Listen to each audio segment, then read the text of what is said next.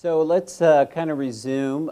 Well, let me start out with first meta-analysis. I thought it'd be good just to briefly summarize the couple of meta-analyses that have been done looking at adherence promotion studies in pediatrics.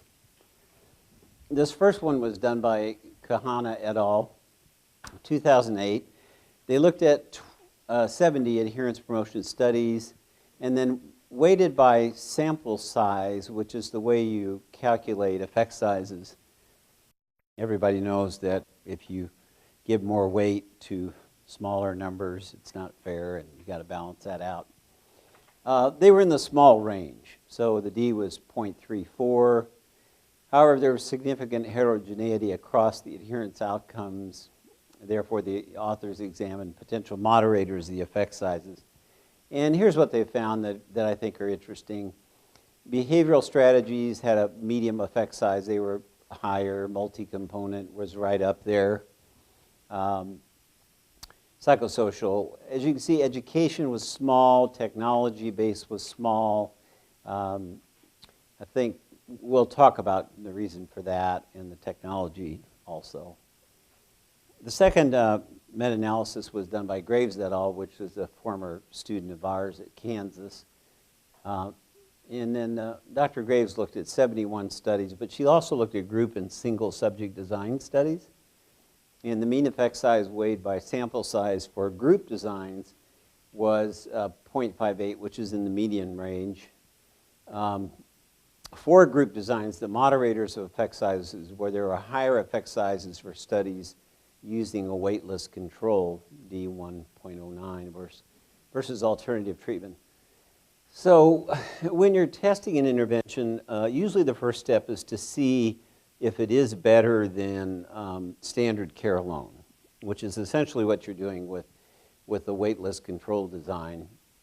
And you'd want to do that first because, you know, if the intervention doesn't work any better than what everybody already does, who cares, right?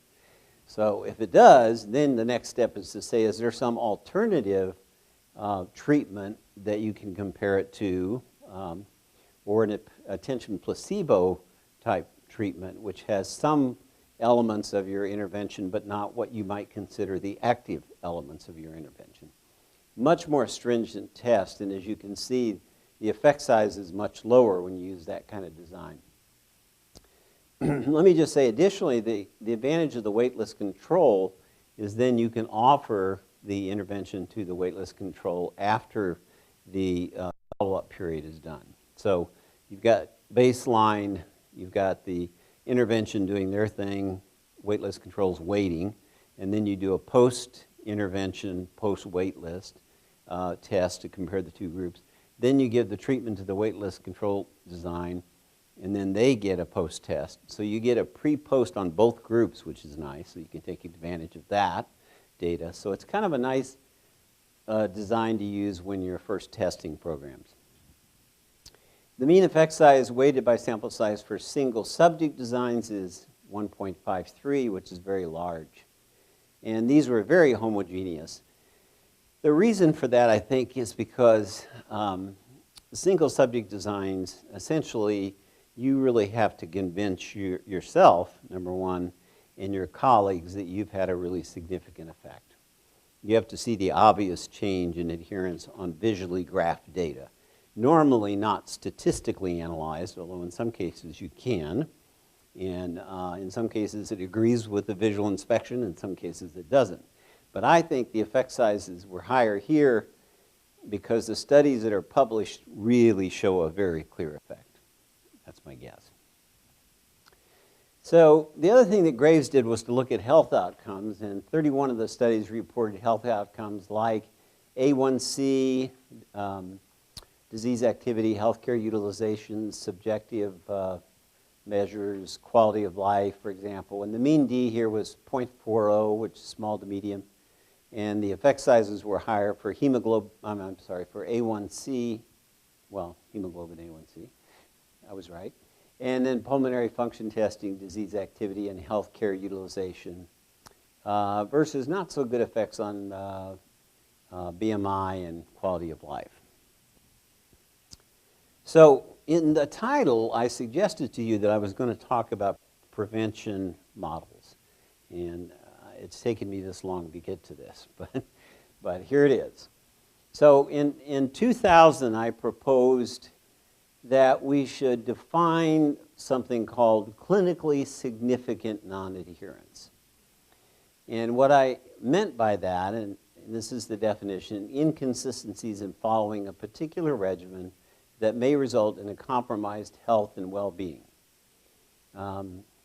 Much to my chagrin, the term hasn't caught on. So I'd appreciate it if anyone watching this or listening would promulgate this terminology. I thought it was pretty good, actually, but who knows? But the idea there is, when do you consider non-adherence a problem? When do you bother with it? Why not leave people alone if they're doing well enough? Well, you probably should. So primary would focus on those people not yet exhibiting clinically significant non-adherence. That would be truly prevention. That would be things in the clinic that would be routine for all patients and families, give them the same educational information, strategies, that would help them not get into trouble, basically, right? And then secondary would focus on patients for whom clinically significant non-adherence has been identified early on in the disease course or has yet to compromise health and well-being. So in other words, it's starting to look like it's going to be a problem. Adherence is going to have some effects on outcome. And then the obvious one is patients who usually get referred to psychologists like me. And those are people that the doctors are saying, I definitely think that non-adherence is interfering with this patient's progress. So if you took a primary prevention approach, what sort of things would you do? Well, you'd educate people about their medical regimen importance. You'd have organizational strategies like trying to simplify their regimens. You'd have monitoring of adherence by the providers and the parents, some basic strategies that I believe can be implemented by primary health care providers, nurses and physicians, for example. And most of the time, I think it's going to be nurses. And then secondary would be more frequent, so you kind of ratchet up a little bit the interventions where there's more frequent monitoring of adherence by patient and parents, positive social reinforcement, and general discipline strategies for timeout. Timeout, for example, for younger kids. And I believe primary health care providers can do these things, nurses, for example. There is a protocol that I've talked about already for non-adherence to not taking medications. I think there's no problem that a nurse can learn how to do that and go over it with a family. So that if a 3 or 4-year-old comes into the arthritis clinic and says, Joey won't take his pill, but yet he can swallow it, no problems with that, then the nurse says, hey, here's a protocol I want to show you on how you put him in timeout if he refuses to do it. I think nurses can do that. And I think physicians probably won't do it. They're smart enough to do it. They don't have the time to do it. They also don't have much of the temperament to do it. So I think nurses are the ones that should do it. So tertiary would really be pediatric psychologists. That's our bread and butter. And those are things like token systems, written contracts, self-management training, and psychotherapies that are done in like family system-based psychotherapies, Tim Wysocki's group at Nemours and other people, that are much more complicated. They require the skills of people that have been trained to do therapy, like clinical psychologists, right? So that's our job, but I think a lot of it with this primary and secondary, we can give away our technology to other people who are routinely part of clinical care for chronically ill kids. There's not many places, I can tell you, in rheumatology clinics where there's a psychologist like me, in pediatric rheumatology. It's very unusual. I'm one of maybe 2 or 3 in the country. So it's not very feasible to have a psychologist in that clinic. But we can develop programs and we can help train nurses in particular, and maybe occupational therapists, physical therapists, to implement these kind of interventions.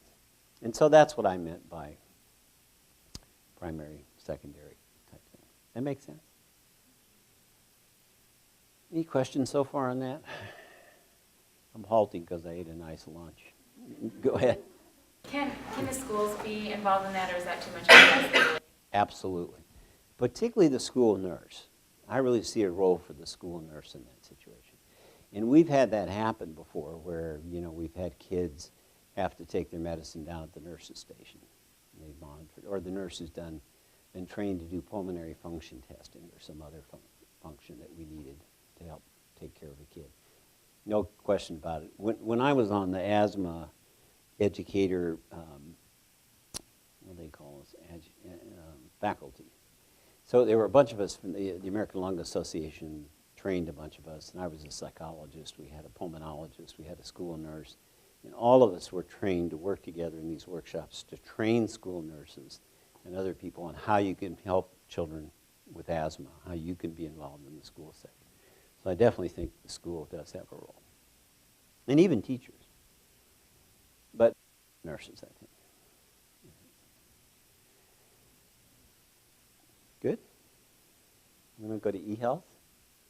So what's e-health? E-health interventions are applications of technology that seek to improve a client's understanding of health information or use technology as a surrogate for the for the clinician in treatment delivery. So modes of delivery. Well, programs are designed to be web-based. 77% of U.S. population have access to the internet. I think that figure is higher than that since I did that. I think it's getting closer to the 80s or 90s. But people can do CD-ROM programs if they don't have access to the internet, and we have done programs with CD-ROMs.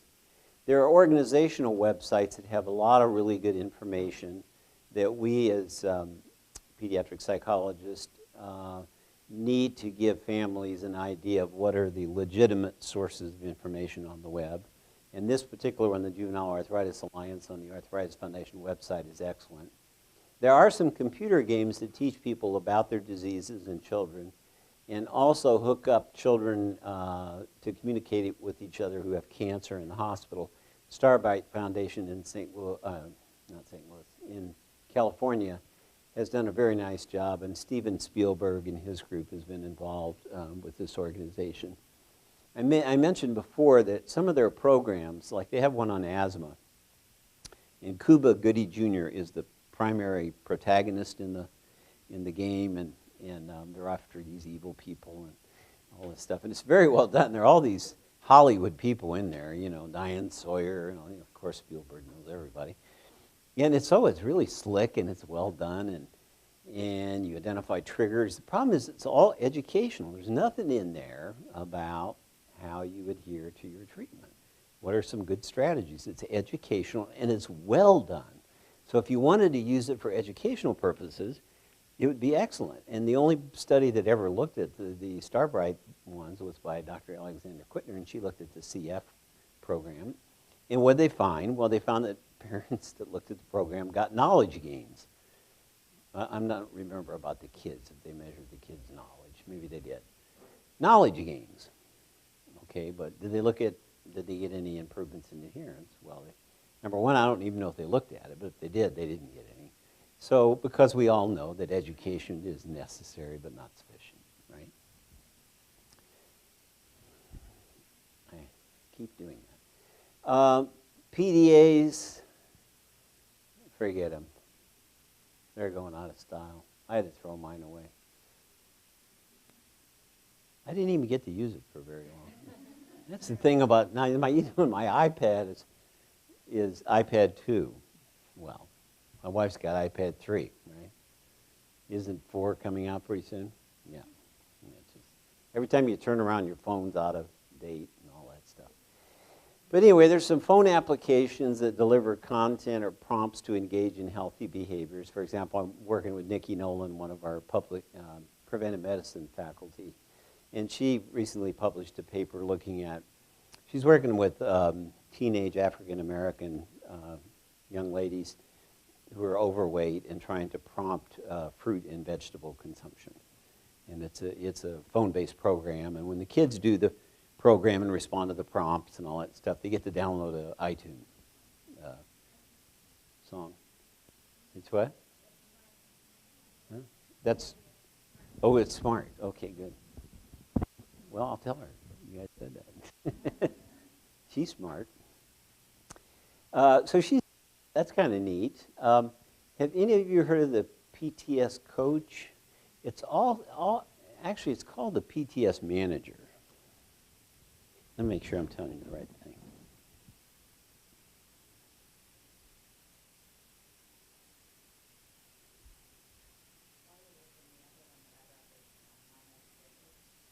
Oh yeah, what's that one about?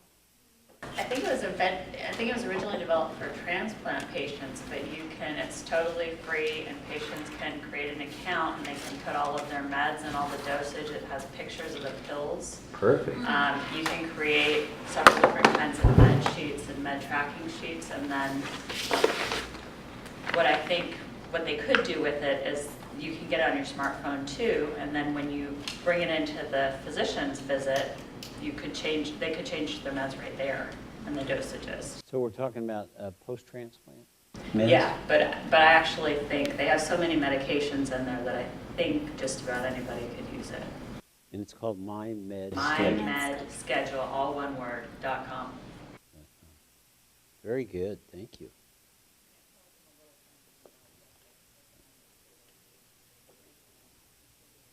Marvelous, that's great. Well, thank you so much for that.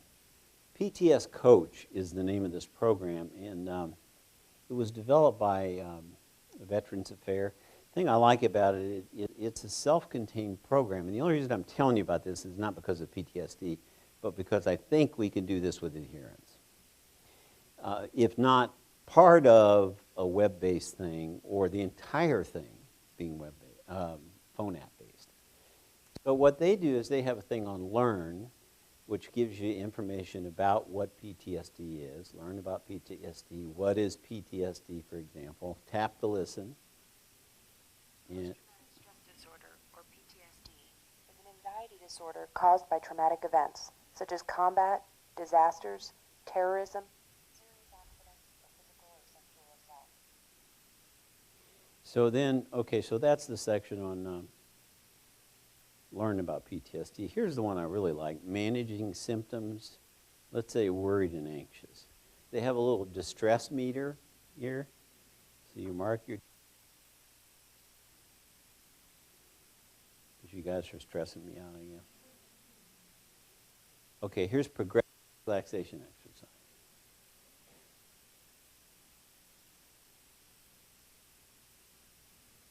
Please note that if you have injuries such as back pain or a knee injury, you should avoid tensing muscles that might affect that injury. To begin, close your eyes and take a deep breath into your belly. Then exhale with a sigh. Again, take a deep breath and imagine clean air flowing down your. So the idea of this app is that soldiers coming back from Iran and Iraq can use this. It's a totally self-sufficient program. It also has some resources on there and phone numbers you can call to get help and what psychologists do and what psychiatrists do and all that kind of stuff. And we talked to the people that developed it. They're actually civilian people working for the military, and they're developing these apps, and they've been very helpful in giving us advice on how to do this in the health arena. So we're looking at this as either an adjunct, like I said, to a web-based program or actually having the whole thing on there. Because I could imagine, like, say a parent was going through a module and it said about prompting your child's medication, and then we had them download this My Medication thing. That would be great. Okay, so that's the iPhone stuff. I don't want to talk about telehealth because it's a whole thing on its own. Yeah, have any of you done telehealth, telemedicine visits? And they're wonderful. I don't do them, but we do. We have a lot of faculty who have outreach way out in western Kansas, and then they do all their follow-up on telemedicine. And we very well could do that with interventions, even if we had a web-based intervention. And we built into those some Skype contacts or telemedicine contacts with our patients. We'd have to be careful about it being, secure and all that, but I think that those technologies can be used. Some of the programs that you find are self-sufficient. They need very little contact with clinicians or researchers, except for prompts to enter the data and complete the modules. The one that I'm going to show you, that's the way it is. Some are more limited adjuncts to contacts with clinicians to provide additional reminders or information, like email contacts between clinic visits. Advantages of eHealth: they can be highly structured, standardized, enhancing treatment fidelity. You know what you're delivering. You're delivering it in a consistent fashion across sites. You don't have to worry about fidelity. They also can be tailored to specific barriers or concerns. They're cost-effective and accessible. Parents miss less work, children less school, reduced travel and visits. Parents and kids, or particularly the kids, are techno-savvy. You can add these engaging elements: audio, video, animation, music, interactivity, making it more attractive. Data entry and completion of program modules can be monitored online in real time and generate prompts. We know in our current program when parents go online and when they complete a lesson. And if they've entered the data, if a data is missing, if a part of the data is missing, we can prompt them to fill that in. So there has been a meta-analysis of eHealth interventions in 2010 by Christopher Cushing and Rick Steele. They looked at 33 studies that targeted programs on pediatric diseases and also on health behaviors. 39% of the studies used educational interventions and 20 behavioral.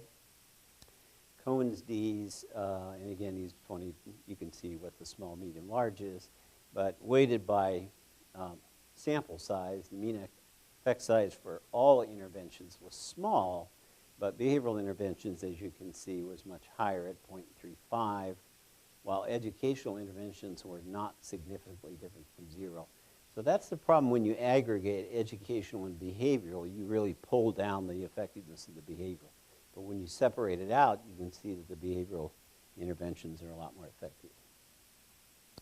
So the conclusions from the meta-analysis: education is not effective as it targets knowledge, not changes in health behavior.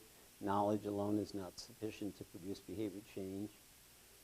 The effectiveness of behavioral interventions mirrors that of face-to-face delivered interventions, which is very important that you have interventions that when you put them in a technology-based format, that they've been shown to be effective face-to-face or in groups, right? And that they're comparable to those face-to-face or group-delivered interventions.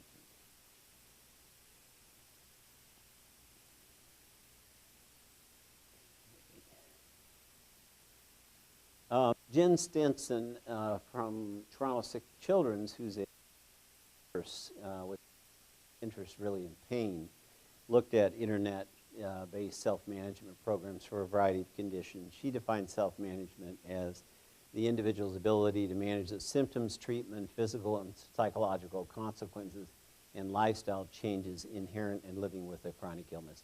So you can see that she's broadened this out to more than just adherence. Adherence being a subset of this. She looked at 9 studies, 8 randomized controlled, 1 quasi-randomized. 7 of the 9 studies showed significant improvements in health outcomes compared to controls. 4 studies focused on asthma found significant decreases in healthcare utilization. So the conclusions from Jen's review was that adherence to internet interventions is problematic like it is with others. The dropout rate, when she looked at it, was average of 14% with a range of 0 to 28, which is comparable to the 20% rate found in cognitive behavioral studies with chronically ill children. So this student of mine, Cindy Carlson, did this review and it came out in 2009. We were surprised that nobody had really looked at attrition rates across these studies. And we attempted to find the different kinds of attrition because when you recruit somebody in the beginning and they never get randomized, that attrition is different than someone who's completed the intervention and then drops out. So we had various definitions for attrition in that paper if you want to look at it. We need higher quality studies with larger sample sizes. Can we say that until we absolutely get sick at our stomach? How many times have we said that? So how are we going to get that?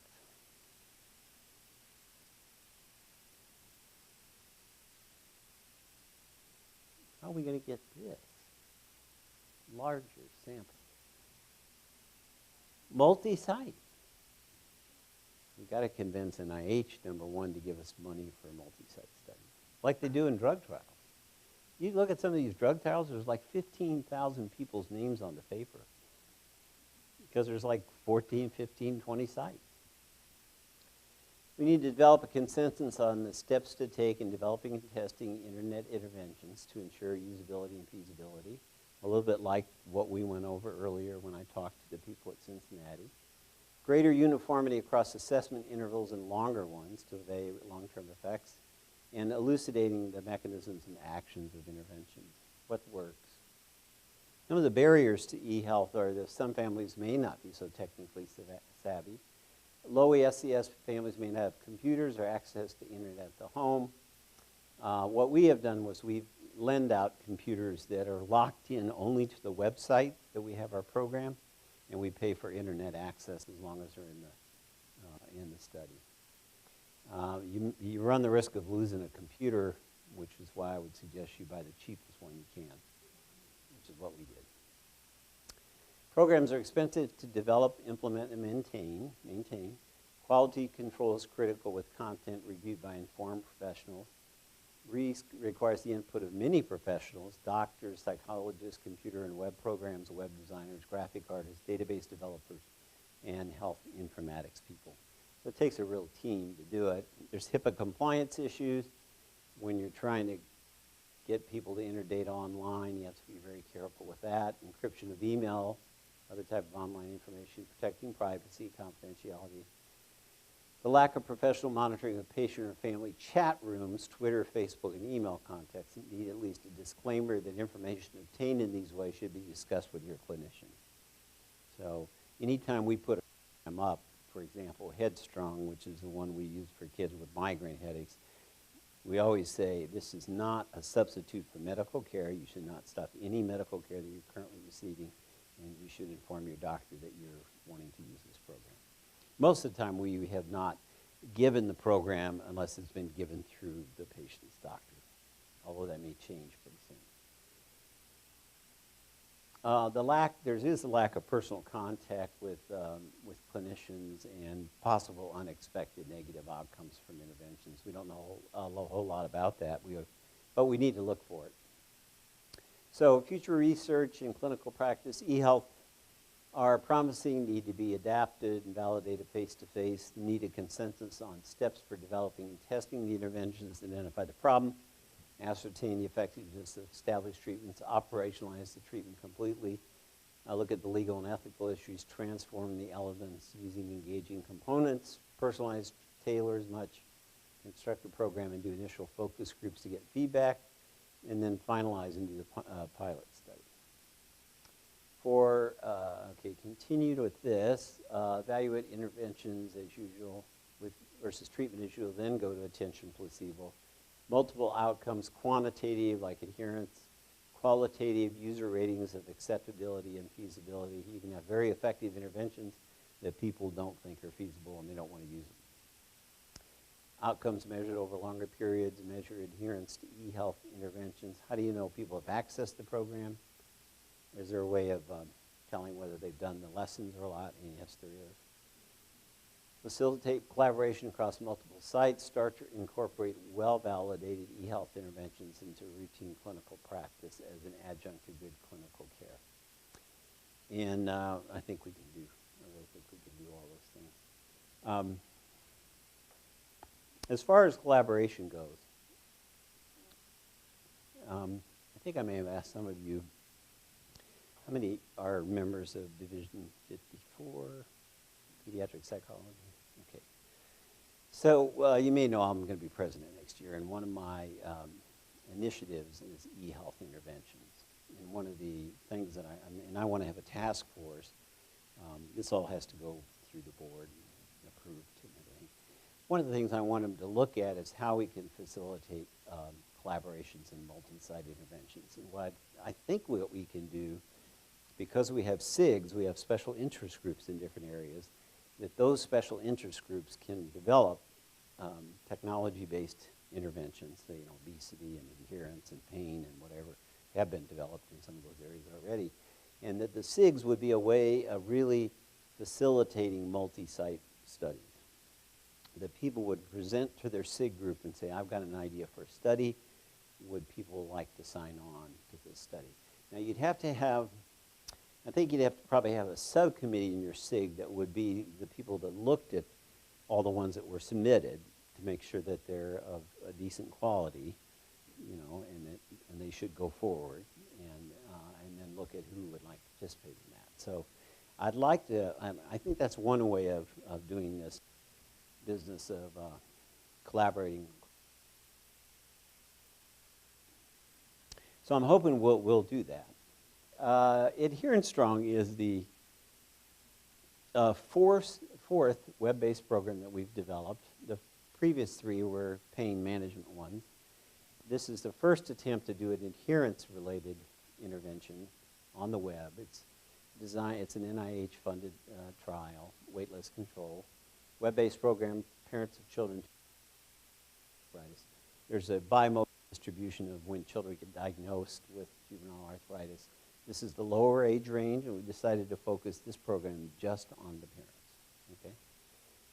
And here are my co-investigators: Carol Lindsley, rheumatologist; Katrina, my graduate student, and the OT study coordinator. It teaches parents strategies for enhancing adherence to prescribed medications for JA over a 4-week period. And then we have electronic and parent-related adherence measures as well as measures of quality of life. So, okay. So what you'll see is that there are a series of lessons here.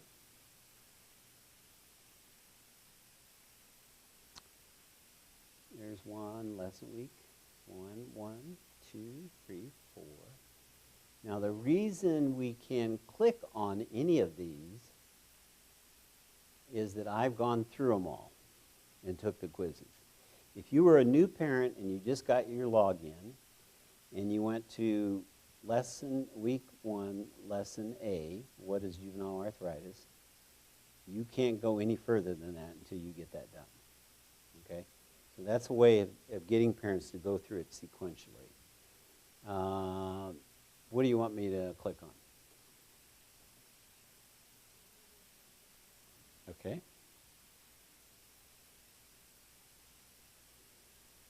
Now you notice that there are words here, right? No, I don't. So there's all these words down here. But you can also do this if you want a little flash going. Week 2, Lesson D, Positive Feedback for Adherence. Importance of encouragement. Following a treatment program for a chronic disease like arthritis is not easy. Everyone needs some encouragement, and this is particularly true for children living with a chronic disease. It is important that you give your child positive feedback when the treatment program is being followed consistently. This is most effective when done immediately after your child does what was asked. Praise from parents is one of the most powerful rewards for children. Praise for older children. Praise is not just for younger children. As they grow older, children still like to hear positive comments. You may choose to allow your child to earn tokens. Week 2, Lesson D, have what is in the picture. Difference between reward and bribe. You might be saying, well, isn't this like bribing my child to do something that is supposed to be done anyway? To bribe someone means to offer the person something good for doing something illegal or immoral. To reward your child for following the treatment program is not bribery. Even though your child should know what to do and do it because it can help, children don't often reason this way. They don't see the long-term consequences of their actions or lack of action. As a parent, you have to make sure your child takes medications and does other things to control their arthritis to avoid long-term damage to joints. So as you can see on this page here, this little ice cream thing here, every time the kids take the medicines, they get to connect the dots. And once they get done with connecting all the dots, they get whatever it is. In this case, an ice cream cone. But it could be something else. Littler kids really like that. We got that business about bribery is something that comes up often, so I do give parents that definition. I said something that politicians engage in, not parents. We're not talking about parents. We're not talking about politicians, but parents. So here are the quizzes. Oddly enough, Mike Rapoff got all three of them right, but they're pretty simple quizzes. Not really meant to trip people up or anything.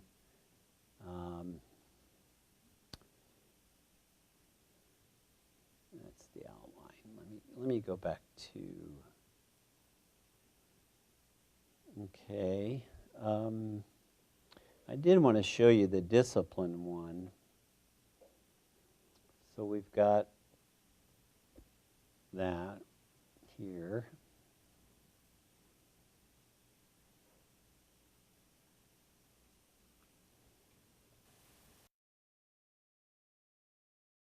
Disciplining your child. Importance of discipline. In spite of your best efforts to reward cooperation and ignore minor complaints, your child may refuse to cooperate at times. When this happens, you have few options but to discipline your child. This is never easy for parents. It is particularly hard for parents of children with a chronic disease like arthritis. No parent wants to add more negatives to a child's life, especially when the child has to cope with arthritis pain and activity limitations. The best thing you can do is to treat your child with arthritis like any other child. All children need to develop self-discipline, whether they have arthritis or not. It may actually be more important for a child with a chronic disease like arthritis. Your child has to do more than children without arthritis, like take medications and do special exercises. You're to take medications. Using time out. Using time out for medical non-adherence. Guidelines for parents. Time out is a discipline strategy to reduce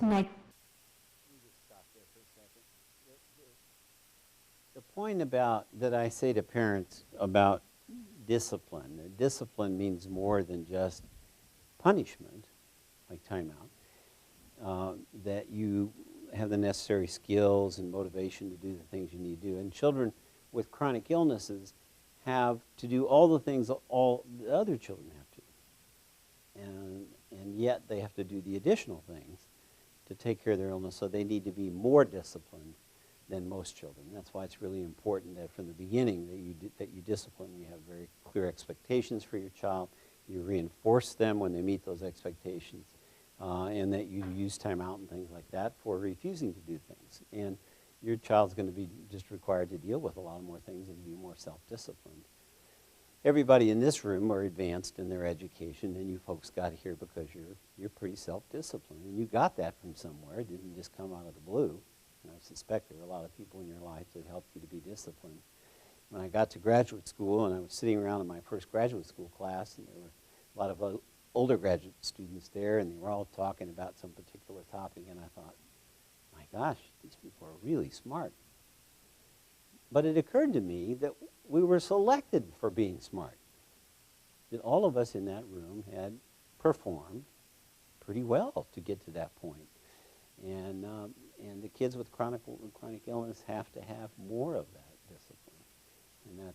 And that seems to resonate with parents. They seem to understand that point pretty well, I think.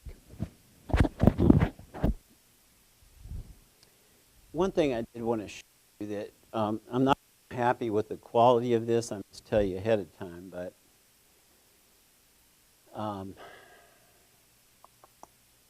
it's just the way it is. Week 3, lesson to take medications. Okay, so the timeout what we had done is I went to the home of a parent whose child actually has arthritis, and with my Sony digital camera, took this demonstration of timeout that was conducted by our occupational therapist. Now, the quality of it isn't as good as what I saw in my digital camera, because when they put them into these programs, they compress them. But I think the next time we do this, I'm going to take somebody's suggestions and actually link it to a YouTube site so parents can see the better quality of it. But I think you'll get an idea of what. Okay, Heather, we're going to talk about discipline today, okay? And we're going to talk about occasionally in medicine, I don't think this would happen hardly ever, or very often, but occasionally if your mom asks you to do something and you don't listen and don't do it, okay, we're going to talk about what she can do then. So we're going to talk about timeout. So for example, if it's time to give medicine or medication, or put your clothes away, or pick up your room, or go to bed, something your mom asks you to do and you don't choose to do it at that time, then you may want to use timeout so that you can accomplish it. So there's 2 rules for timeout, okay? And the first rule is your mom's going to get a chair, she's going to prepare the space and put it someplace where you can't see TV, you can't read a book, you can't do anything fun, okay? It's got to be kind of boring. And then she's going to ask you, like say it's time to take your medicine in the morning, she's going to ask you to take your medicine, and we're just going to pretend that you say no and walk away, okay? So if you would do that, then your mom might ask you again, Madison, it's time to take your medicine. Do you want to take your medicine? And if you say no again, then she may say it's time to go to timeout. So the first rule about timeout is she's going to help you walk to the chair, or you may walk to the chair, and you need to sit in the chair and you need to sit quietly. And like that kitchen timer we talked about, then she'll set the timer for 5 minutes, because how old are you? 5, okay. So she'll set the timer for 5 minutes, and then you're going to sit in the chair, and one rule is that you need to be quiet. You get the idea. So this is a very cooperative child, by the way. And so she did go through the whole timeout demonstration. She sat quietly in the corner. She understood that we were just play acting and that she wasn't in trouble. And Mom did a great job in doing the timeout. And so other parents can look at this and see this is a mom, a real live mom with a child that really does have arthritis. And this is the way that you can do timeout with them. So, so there's some practical things in there like that on the program. And then, as you can see, we also have assessing barriers. And this part, we can show you a little bit more about that. But also, we thought it was really important to put in communication and stress management. That parents of chronically ill kids need to learn how to communicate with their kids, and also use relaxation, other positive thinking, and time management strategies to really help the parent when they feel really stressed. So that's the program so far. We're doing it at about 3 different sites at this point. I don't have any data to report, but hopefully in the next year we will. And the next step would be to develop these interventions for young children with arthritis that are going to look very different than this. They're going to be much more jazzier. As you can see, this is very didactic. We don't want that with kids. We want it to be much more interactive, so we'll do that. And then we'll do the one for teenagers. And then maybe simultaneously we'll also be working on an asthma one with my colleague Christina Duncan at Virginia. So there's any number of these. You can do Adherence-Strong for JA. You can do Adherence-Strong for asthma, Adherence-Strong for cystic fibrosis, Adherence-Strong for whatever. You could do it. And the format we plan on, at least with the kids, will be the same. It'll be that educational piece where they need to know what they have, and how they were diagnosed, why they're being treated, and then the strategies for how do you keep yourself on track in following the treatment. Anybody have any questions about Adherence-Strong at this point?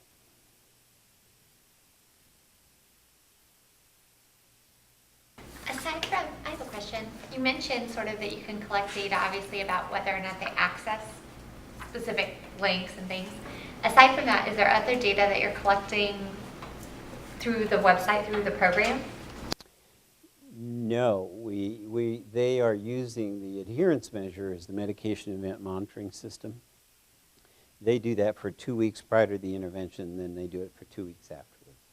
And then they do also the PEDS quality of life measure before and after. We don't have it set up to do, well, the MEMS part, you wouldn't have it set up. You can do online downloading of data from the patient's home. A little more expensive. We've opted to just have them mail it back and download it ourselves. It's an R21 grant, so it was kind of small, and we didn't have enough money, basically, to do it. We have done quality of life measures online, and they're relatively easy to put online. The thing you have to have is a server company that would put it on there for you and set it up. And you can set it up so that it goes directly into an Excel or database of your choice, so that you can analyze the data automatically too. Our statistician loves that. You can get that done. So, and he was involved in meeting with the IT people who set up another study that we had. We did have online data collection, and I would encourage you to have your statistician involved in that discussion, because they often want the data in a certain format, and you want to make sure that the IT people can, from the online entry, can translate that directly into an Excel sheet or whatever, spreadsheet. Yeah, it's pretty nifty when you can do it online. It's kind of a much better way of doing it. Okay. Anything else about Adherence-Strong? No? Yes? And just in general, while we're speaking about apps, I know there was a lot of chatter on the listservs about different apps for different things. Yes. A few months ago. Was there ever a list compiled? I can't remember whether that happened. Like, is that one of the resources on the Division 54 website? It's a good question. I don't believe they did do that. I think that was just a chatting going on the website. What I would think should happen is probably the different SIGs should, if they have apps related to their topic, like there's a lot of obesity-related lifestyle ones, and I would think that the obesity SIG might want to get those kind of things together. That may be part of that, the e-health task force that I want to happen. Maybe one of the things they come up with, hey, can we have a further group that looks at all these apps and reviews them for scientific value and publish that in the Journal of Ped Psych or something. So that would be an excellent thing to do. But you're right. I noticed that going back and forth stuff, and I didn't pay attention to a whole lot of them or write them down because I wasn't using those kind of apps. But I know there's been some reviews of lifestyle apps, and some of them are been found to be wanting, but it's mainly been ones that have been done with adults. I saw some reports that said they weren't that swift.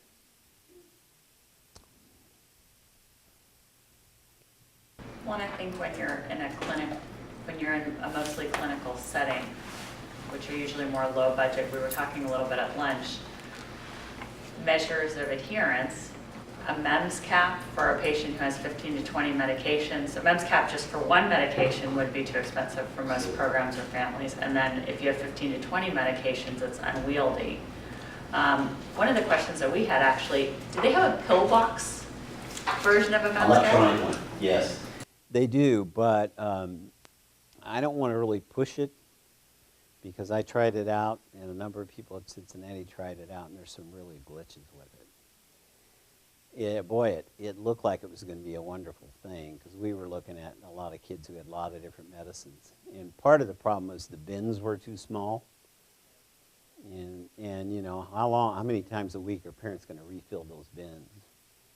The other is that they were inaccurate at times. They didn't record things sometimes. So supposedly the company's working on it. I don't even want to give them any advertisement yet because I think they have a little work to do on their instrument. But there is stuff in the stages of development for Yeah, but you're right, it would be ideal, because a lot of people don't want to use the MIMS because they don't want to give up their medication pill box. So if there was an electronic one that also beeped when they needed to take medicine, that'd be marvelous. Sort of like along those lines, I think many of us struggle in the balance, like as researchers and clinicians. And I think one of the things that we really need to figure out is that as researchers, we get our grants and we develop these wonderful web-based applications, but we don't really have a way of sharing that. So, you know, we go to conferences, we see these wonderful programs, and we think, oh, how great would it be to try it out in the clinic. But it's such a long process from the time it's developed to the time that it's published, and then if there's no clinically significant findings in favor of the intervention, then nobody ever sees it. And I've seen, like, I work with children with sickle cell disease, and recently went to our meeting here in South Florida, saw some wonderful web-based pain diary applications where kids were getting money in their bank accounts, like cents, for reporting their pain and adhering to reading. And I was like, oh, that would be great. And then you approach the investigators and they're like, oh, well, you know, we're in this process and it's going to be years before we would even be able to get our hands on something like that. And so now we're trying to figure out how to do that for our clinic, but we have no budget, no current NIH grant that could fund it. And so it's kind of like we're starting from scratch every single time we hear about a wonderful program, and we just have to figure out a way to be able to share those resources. But I think that's where the apps come in. While we're waiting for the development of the evidence-based, then you at least have the apps, if we can identify them, to fill in the gap. Because I was amazed when we started looking. One of my interns came up with this, and he was working with an adolescent patient, and he came to me with the app, and it was kind of like well, duh, that was. Because it seems like no matter the SES of the patients, no matter what their cognitive level is, all of them have their smartphones, half of them nicer than mine, and they keep them with them. So it's very logical. So we need an evidence basis to it, but that for me is what's filling in the gap, is using the free apps. But you both touched on something that's really important. It's really the way to disseminate these programs. We ran into problems with Headstrong many years ago when the first study that came out was comparing it to a weightless control, and it came out very, very, very well. It looked really great. Then we did it compared to an attention placebo, and the results were less dramatic. And at that point, the business people that were involved, and there were a number of business people involved, really got discouraged and kind of dropped it. And so it never got widespread dissemination. And the talks were around, okay, if we've got this effective program, how do you sell it? How do you disseminate it? Do you do it through doctors? Do you do it through, do you give it to a drug company like AstraZeneca that does migraine drugs? And you say, hey, we've got this program. You guys can buy the rights to use it, put it on your website for added value or something they call it in business, and you guys can use it. Or do you sell it directly to the public? We have this program that potentially would help your child with migraine headaches. What are all the problems with that? Well, the business people wanted to say it was scientifically proven. Can I say that when the attention placebo trial didn't look as good as a weightless trial? That's the problem. And that's, you know, do we disseminate those things anyway, knowing that some kids are going to be helped and the likelihood of anybody being hurt is very low? Maybe, with the proper disclaimers. Do we release it through our Division 54 or our Division 53 or whoever? It's a real dilemma. And there are publishers probably out there would probably see a market for that. I know they do for books with CDs as a supplement to it.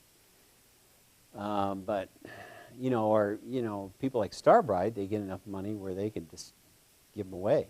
They just send them to doctors who give them to their patients. And the way they have it, there's a card the doctor gives to the child with CF, and they send it in, and they send them a free program. So that's the big problem. And that's what part of what I want this task force to do, How do you partner with industry, basically? How do you disseminate these things? How do you get them out there? There's concern, we've been talking about putting on the website for Division 54 some empirically validated treatments, the manuals for them. And then some people say, well, if I put that out there, how do I know those people are trained to be able to implement it? They've got this manual, but they don't have any supervision. Do they? We've had people contact our mentoring program person, Sharon Berry, and say, I'd really like mentoring and doing cognitive behavior therapy. Well, we're not in the business of teaching cognitive behavior therapy. That's what you learn in graduate school.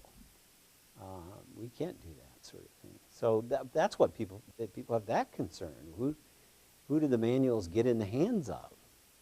And do they know, do we have some obligation to make sure that they have some minimal training? Some people have instruments out there they won't release until the person goes through some kind of training process. And that's probably the way that stuff's got to go, I guess. I don't know for sure. I don't have the answers to that, but you're right, it's a big issue. Any other? I've got it that we have about 20 minutes, and it's not nearly enough to go through this stuff. So we can field questions. I can give you one example of this. Well, what would you like?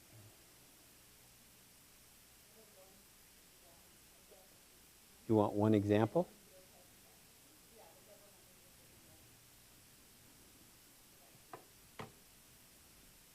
Okay. No. Losing track of stuff. Okay. Well, let's talk about okay, here's another approach to looking at adherence improvement, and that's theoretically based. If you write a grant anymore, or even if you write a paper anymore, about your intervention to improve adherence, you better have a model, a theoretical model. In the old days, what we did is said, well, there's some empirical evidence that this and this and this works, so we're going to try this combination and see if it works. No theory, no nothing like that. Then people started saying, oh, these should be theory-based. So let me give you a couple examples. This is a children's health belief model. It's based on the health belief model, which is the oldest one of the oldest theories out there in preventive medicine and in health behavior change. What they've added to this in addition, and what's not shown here is cues and barriers, one of the two, particularly barriers, one of the most important variables. And so what they were looking at is demographics and health beliefs and caretakers' motivation for the child, and then they put parent stuff in here, parents' perception of vulnerability and severity, and expected medication use and then use. Anyway, I have a lot of problems with this expected medication use, but I won't say for now. But let's talk about an 8-year-old boy who has moderately persistent asthma, requires daily inhaled anti-inflammatory.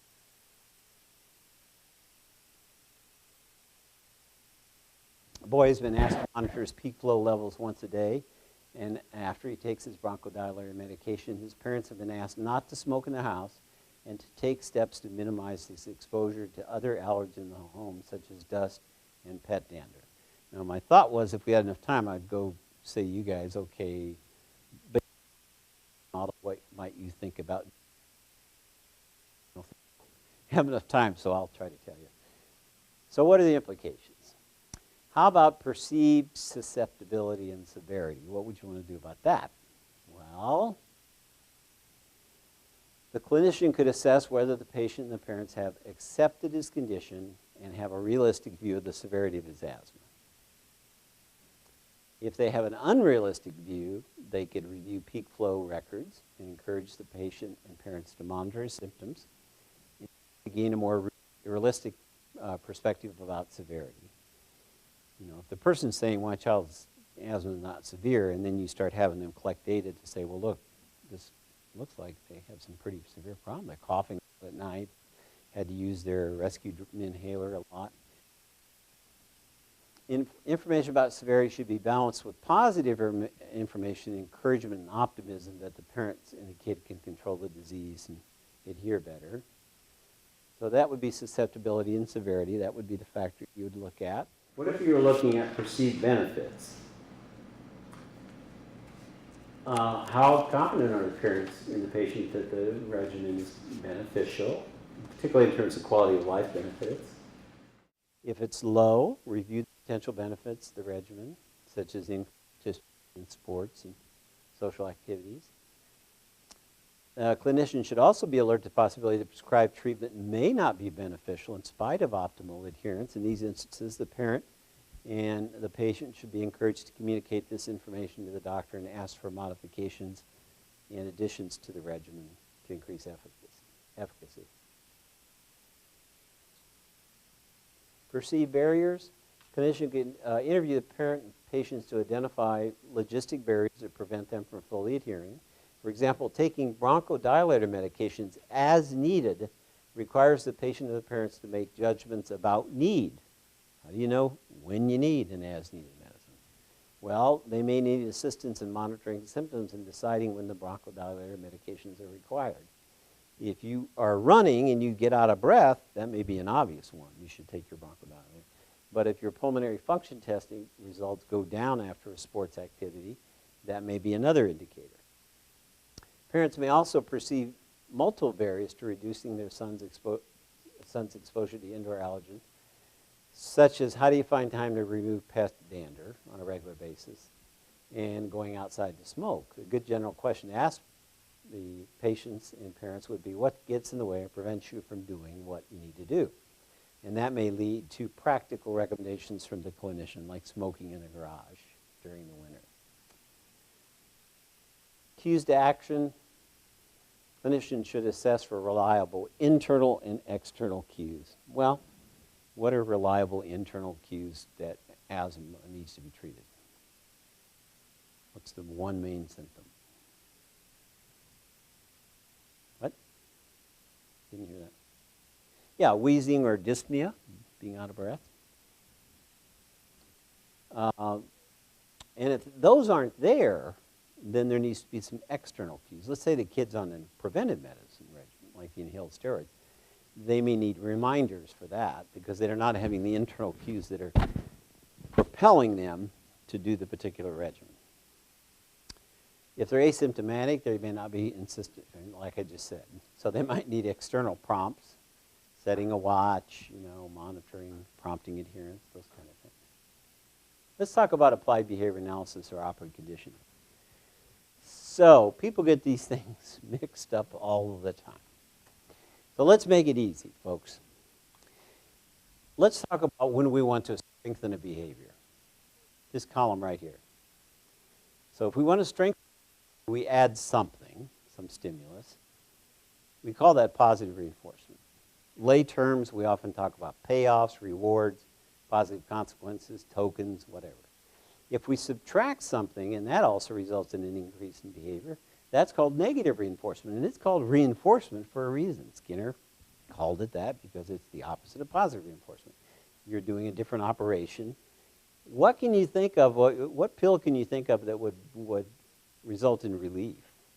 Say if you had arthritis, if you took a non-steroidal, right? And you got pain relief, you could say the person is negatively reinforced for taking that pill.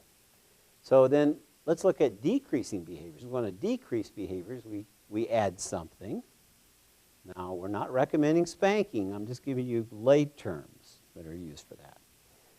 Scolding, hurting, spanking are all positive punishment. We also know that these have lots of side effects. They're not very effective. It's much better to look at subtracting something to decrease a behavior like extinction or negative punishment, which means a loss, a fine, a response cost, something like that. It's a much better way to deal with things. But people get these messed up all the time. They call one the other. They talk about, I heard somebody the other day talking about Skinner and Pavlovian conditioning. I went, talk about mixing up two different approaches. So the other part of this, too, is that behaviors are not just concerned with external contingency, consequences for behavior. Skinner even talked about long ago that people were guided by internal events. And part of that is what they described as rule-governed behavior, or what's now more increasingly being studied as relational frame theory, which the therapy approach of acceptance and commitment therapy came out of. Are people familiar with that?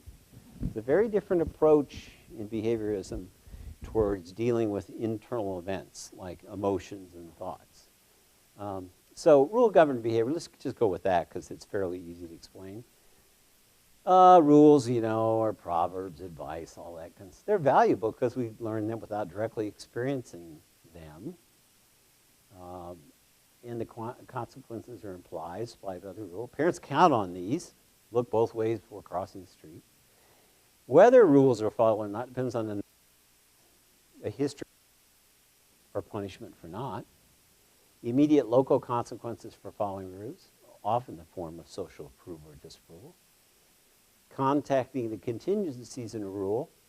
So if your doctor says you do follow that rule, you see that that's the case, that also reinforces rule following. Or automatic or self-given consequences, positive or negative feelings or thoughts.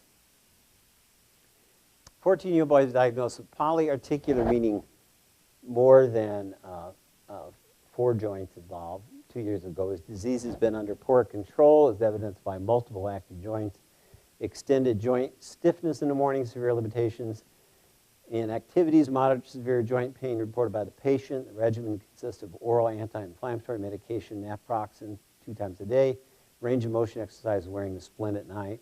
The referring rheumatologist suspect that non-adherence is contributing to the poor disease control. Patient lives with both parents who work, both of them work outside the home, and he has an older sister. So, focus on the complexity of the regimen, the response cost first. The clinician might discuss with the patient and occupational therapist ways to simplify the regimen. Switch to another anti-inflammatory taken once a day, reduce the number of exercises. Help the patient find reliable cues or prompts for adherence, particularly when the disease is not very severe, monitoring, recording, that kind of thing, daily pill box.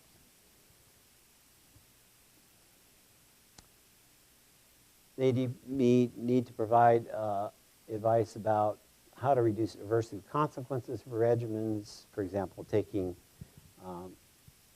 some kind of medication or food like antacids to reduce the gastric irritation with nonsteroidals. Positive consequences for adherence may occur for this patient when he's symptomatic, as adherence results in the release of disease symptoms during relatively asymptomatic periods. May have to program in positive consequences like token system programs. And might also need to include point fines for non-adherence. From a rule-governed perspective, the patient may operate on unrealistic or unhelpful rules about his disease. For example, in a regimen, he might think he needs to be vigilant about following his regimen only when he's symptomatic. The clinician would need to help challenge the utility of this rule and to formulate more helpful rules to advance his health status. I need to take my medicines, do my exercises, wear my splints, even when I feel okay, in order to control my arthritis and to prevent flare-ups. Oh, look at that. Book keeps popping up on us.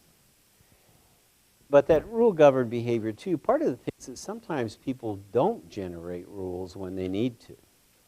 And so that's the other part of it, not just generating faulty rules, but not generating rules at all. You might have to help them do that part. Probably got about 10 minutes. So, some questions? So you have these theoretical models that, say, a practitioner or a clinician could potentially use to guide how they're going to approach non-adherence or adherence. Is there a way that we would know how to select, which model to start with, or are they all equally effective? Good question.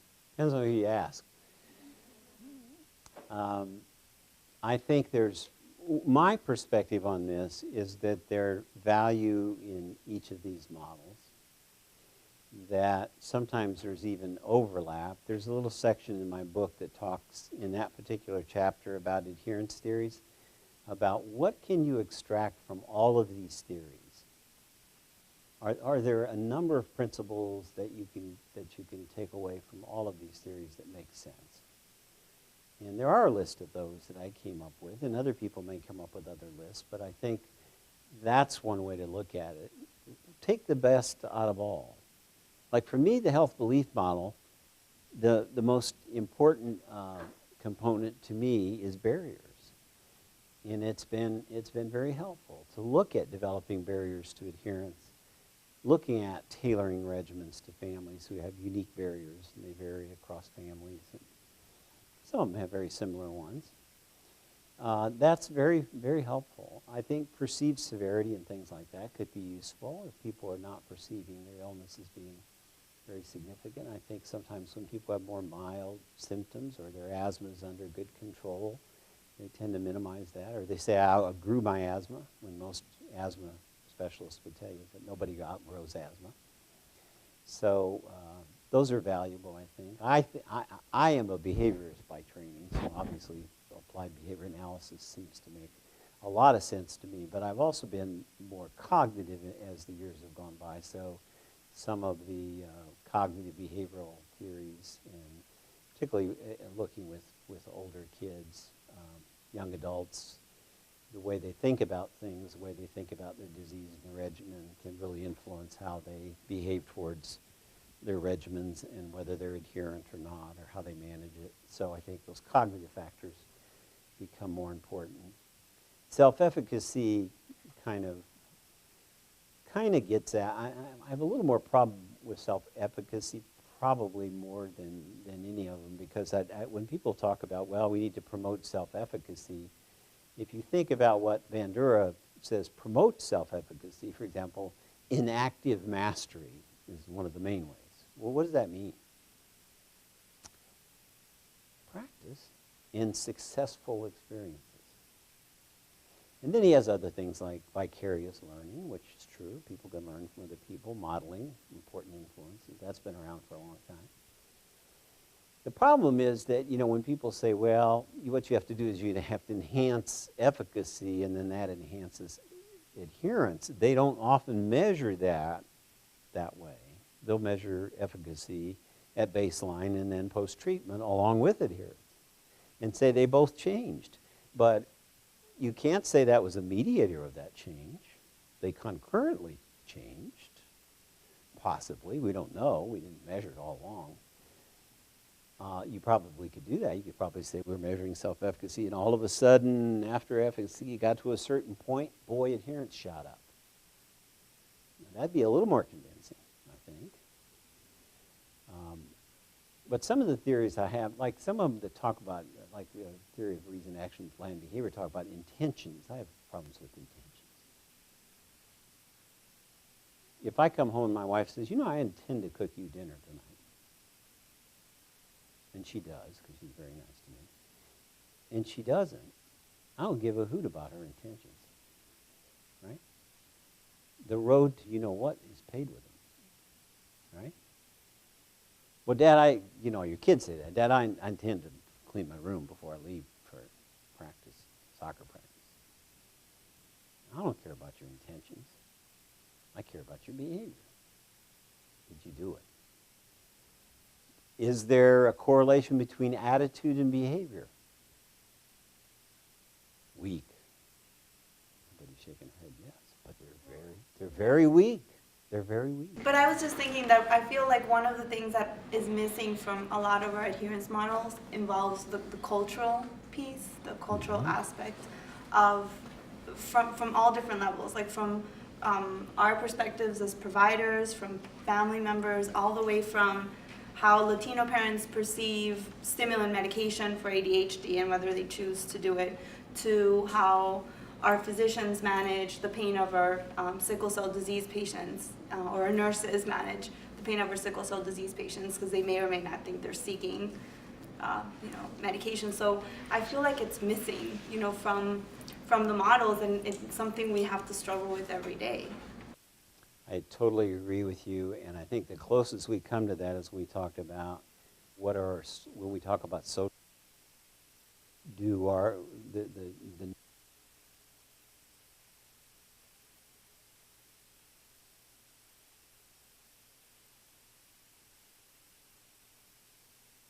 could be culture. Find out a lot of our Hispanic families have a lot of ideas about cures and things that you take and, remedy. Then they don't talk to people about, their own cultural kind of remedies that they use that we need to know about. And I think that's very important, and if they're buying into it. And does it violate somehow their cultural view of things? And I agree with you. I think there's a lot that needs to be done in that area. And these theories need to be updated, or maybe possibly even new ones looked at. So in that sense, I do think that attitude and behavior are closely. Well, even looking at some of the studies that look at the difference between African American children and Caucasian children or other children, that African American kids have lower rates of adherence to all kinds of things. That doesn't say anything. To me, it just, okay, so why is that, What's the difference there? It's a difference that we need to explore, but it doesn't mean it's a deficit. It means there's some reason why that's occurring in that community. It could be a lot of reasons. One of the reasons I mentioned was the access to appropriate care. Why don't more African American kids eat better food? Well, go to their neighborhoods. You see any fresh markets? I'm so pleased that right down from KU Medical Center where I work, in the Hispanic community area, they have an open market now where the local farmers there are bringing their foods, and they're starting to do that to get healthier foods in those areas. That's why a lot of those kids don't eat healthy foods. They don't have access to that stuff. So I agree with you. Instead of saying there's a difference, we know there's a difference. We have to say what are the factors and what is it in the culture that would explain the differences. But you're right, they're missing. The closest to it is social norm. But that's even sort of vaguely put. Very good point.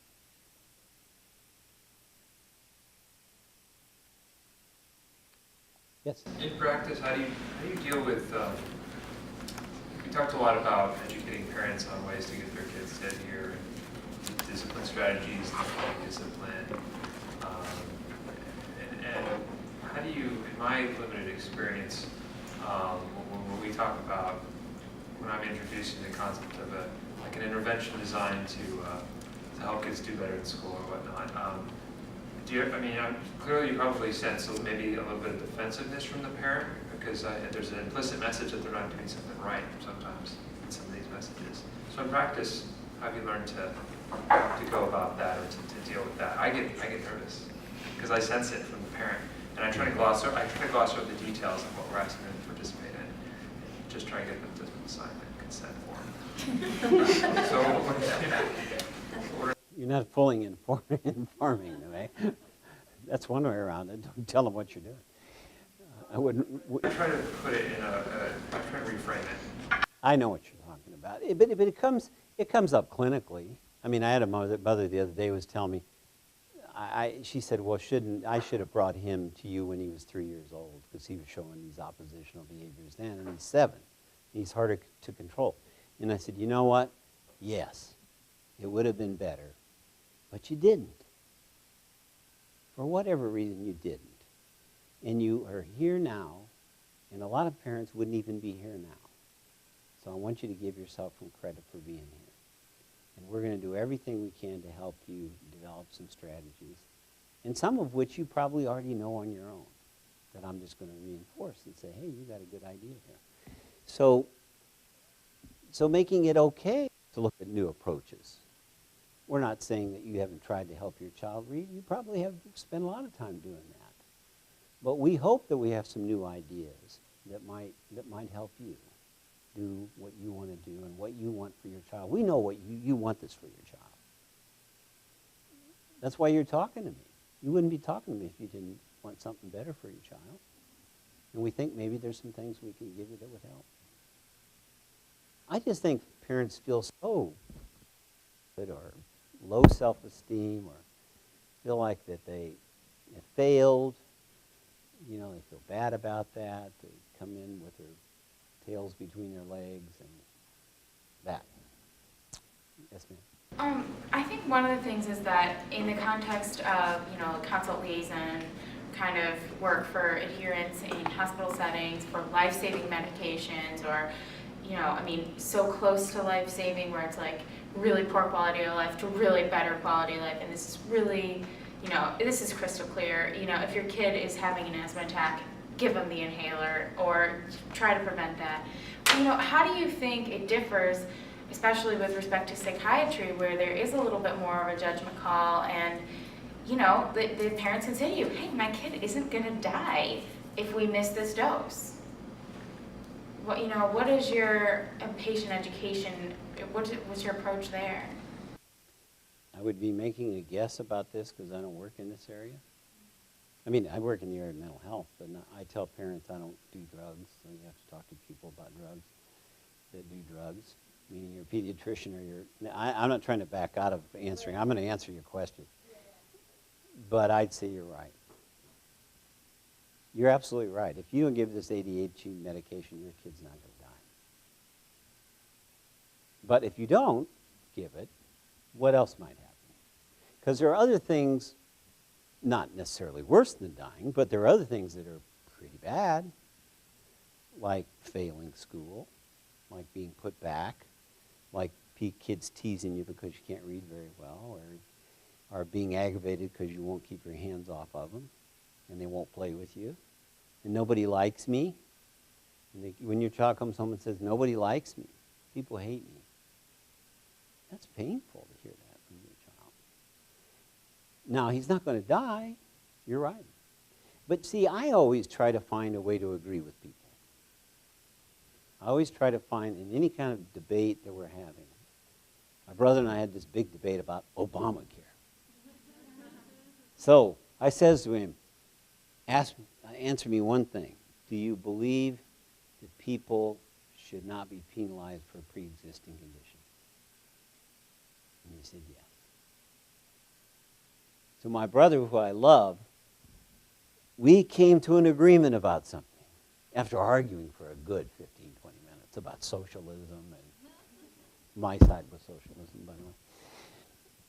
But there's always an area, some people, I don't know if you read The Righteous Mind. It's a wonderful book about how people think differently, the left and the right think differently, and they have different basis for their decision, moral basis.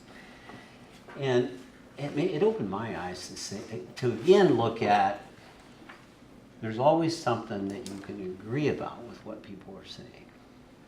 When parents say things like, there's always a way of saying, you're right, he won't die. Think about what would happen if he didn't take this course. And there's no pressure for you to do it right this minute. Stop and think about it for a while, or talk to other parents. But it's a little easier for me because I don't have any dog in that fight. I'm not prescribing medicine, right? But I feel the same way about behavioral interventions. If they say, "Oh, I've tried that," okay, well, all right. That's okay. There are other ways of doing it.